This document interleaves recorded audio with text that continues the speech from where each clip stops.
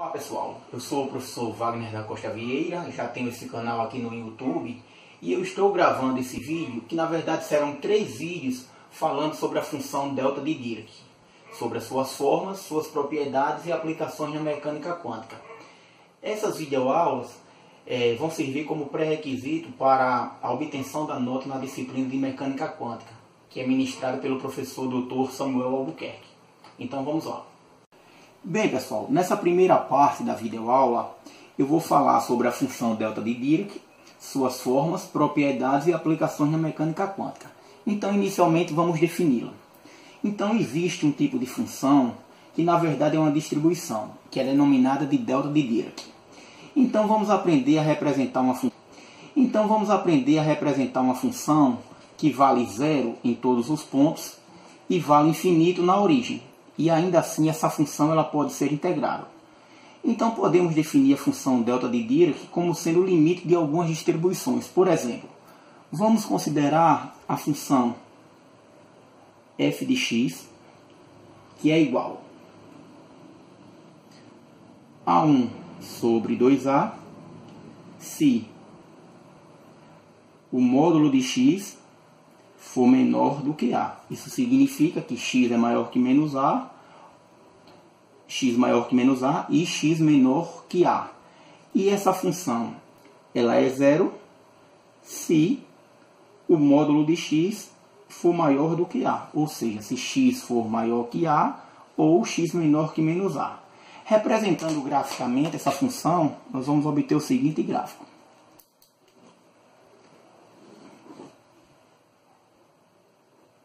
Aqui eu tenho a função f de x, o eixo f de x, aqui o eixo x. Então aqui eu tenho o ponto menos a, aqui o ponto a. Então, de menos a até a função ela vale 1 sobre 2a. E para x maior que a e x menor que menos a, essa função ela vale 0. Pois bem, então vamos calcular a integral de f de x de menos infinito até mais infinito. Então, vamos lá. A integral de menos infinito até mais infinito de f de x dx é igual. Nós aprendemos quando estudamos cálculo integral que uma integral nada mais é do que numericamente a área do gráfico da função. Então de menos infinito até mais infinito, a área formada aqui por esse gráfico vai ser um retângulo, cuja base vale 2a e a altura 1 sobre a. Então, se a integral é numericamente igual à área, vai ser a área do retângulo. Base 2a vezes a altura 1 sobre 2a, que vai dar igual a 1. Então, podemos afirmar que a integral de menos infinito até mais infinito de f de x dx é igual a 1. Então vamos guardar essa propriedade aí. Agora vamos considerar o seguinte, que essa integral continuasse valendo 1 e os valores da função satisfizessem as seguintes condições. Que a função fosse 0 se x for diferente de 0 e que seja infinito se x for igual a 0. Bem, então podemos construir essa função desejada que nós chamaremos de delta de x. Como sendo o limite de f de x com a tendendo a 0. Então podemos definir a função delta de x como sendo o limite de f de x quando a tende a zero. Bem, então observe o seguinte: se tomarmos esse limite com A tendendo a zero, vai acontecer de diminuirmos a largura e a altura irá aumentar de tal maneira que a área permanecerá a mesma, ou seja, a área irá permanecer igual a 1. Então observemos o seguinte: se o A tender a zero, vai haver um estreitamento do retângulo e, consequentemente, um aumento da altura. Porém, a área vai ser mantida o quê? Constante e igual a 1. Essa função delta de x é uma espécie de representação da função delta. E quando integrada em todo o domínio, de menos infinito até mais infinito, ela vai continuar dando 1. Então, logo, essa função aqui é uma das representações da função delta. Existem também outras representações que eu falarei agora. Então, agora vamos pegar uma outra representação.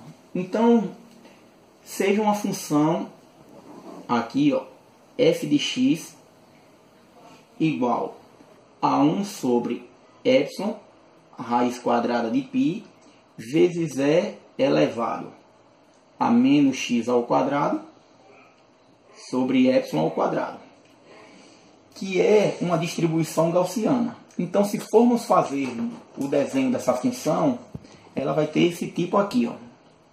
Vamos desenhá-la. Essa distribuição gaussiana.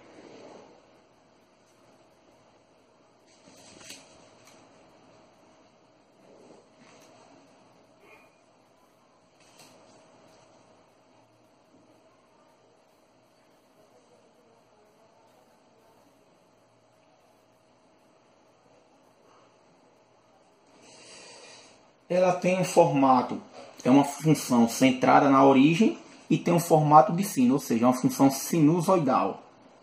Então essa variável aqui, epsilon, ela é chamada de variância da distribuição. E quando nós pegamos epsilon para a direita aqui, ó, e epsilon para a esquerda, essa área ela é de aproximadamente 80% da área total da gaussiana. Então vejamos o seguinte: essa função f de x ela é normalizada. Então, se fizermos a integral de f de x dx, ela continua nos dando 1. Independentemente do valor de epsilon. Se mudarmos epsilon, mudaremos apenas a largura, aliás, apenas o formato da curva. Por exemplo, ela pode ficar mais larga ou mais estreita, mas a integral vai continuar dando 1. Por exemplo, se tomarmos epsilon muito pequeno, esse fator aqui, 1 sobre epsilon, raiz quadrada de π, ele vai crescer. E esse sino vai ficar cada vez mais alto. Ou seja, ele fica estreito e o sino cada vez mais alto. Ou seja, essa gaussiana vai ficar cada vez mais estreita. Ficaria nesse tipo aqui, ó. Ou seja, à medida que o epsilon diminui, vai diminuir a largura da distribuição gaussiana, consequentemente vai aumentar a altura para compensar a sua área. E a área, que é a integral de menos infinito até mais infinito, vai dar sempre 1. Pois bem, então,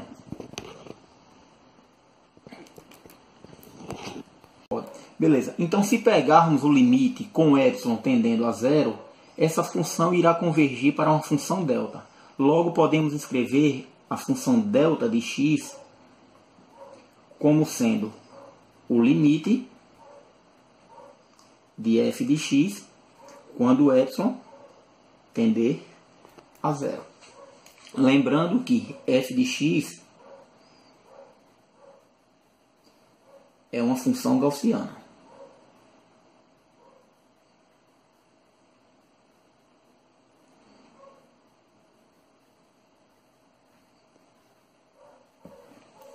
Bem, existem outras funções que também podem ser representadas pela função delta de Dirac. Na mecânica quântica, ela pode ser usada na normalização de operadores contínuos, por exemplo, normalização do operador posição, no poço função delta e na barreira de função delta. Adiante, nós iremos fazer uma análise do poço função delta. Bem, vamos agora falar sobre as propriedades da função delta de Dirac. Então, vou começar aqui a falar das propriedades.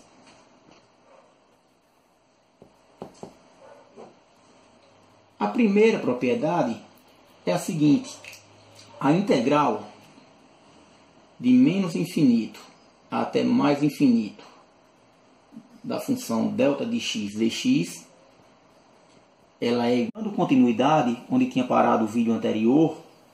Eu tinha dito que a integral de menos infinito a mais infinito de delta de x dx é igual a 1, onde a função f de x ela é igual, na verdade, a função delta de x é igual a 0 se x for diferente de 0 e infinito se x for igual a 0.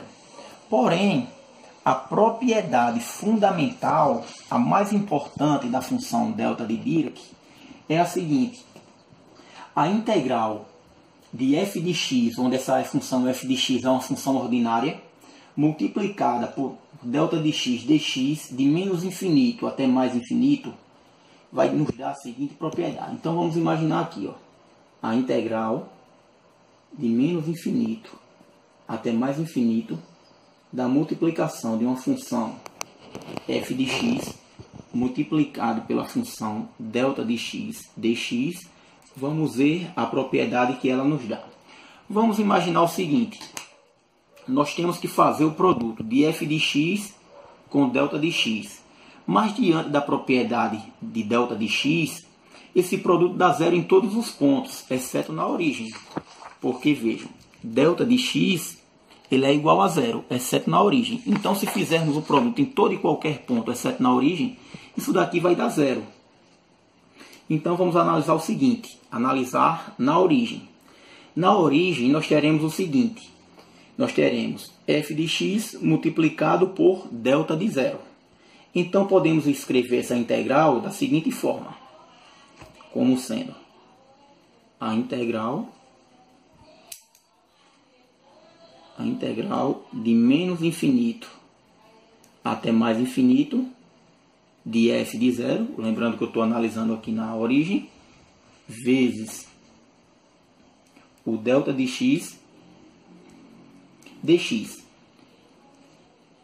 Esse f de zero ele pode sair da integral tranquilamente. Então vai ficar f de zero vezes a integral de menos infinito até mais infinito de delta de x dx. Recorrendo àquela propriedade que eu falei anteriormente, ó, a integral de menos infinito até mais infinito de delta de x dx é igual a quanto? É igual a 1. Logo, isso aqui vai dar 1 multiplicado por f de zero. Logo, essa integral é igual a f de zero. É igual a f de zero. Então, podemos escrevê-lo aqui. Integral de menos infinito até mais infinito de f de x vezes delta de x dx é igual ao f de zero. Essa propriedade é denominada de propriedade de filtragem. Propriedade de filtragem.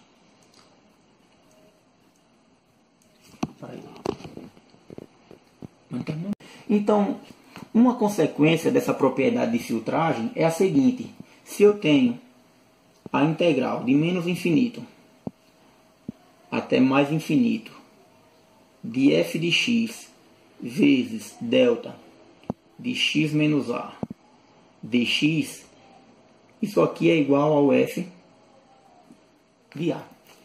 Bem, podemos chegar à seguinte conclusão dessa consequência. É que nesse caso a função delta foi deslocada para o ponto A, para a posição A. Então, através dessa propriedade, sob o sinal da integral, nós podemos escolher o valor de f de x no ponto A. E é importante ressaltarmos o seguinte: a integral ela não precisa ir de menos infinito até mais infinito. O importante é que o domínio de integração inclua esse ponto A. Ele inclua o ponto A. E, portanto, o domínio de integração ele deve ir de A menos epsilon até A mais epsilon. Para qualquer epsilon positivo. Maior que zero. Posso falar? Pode.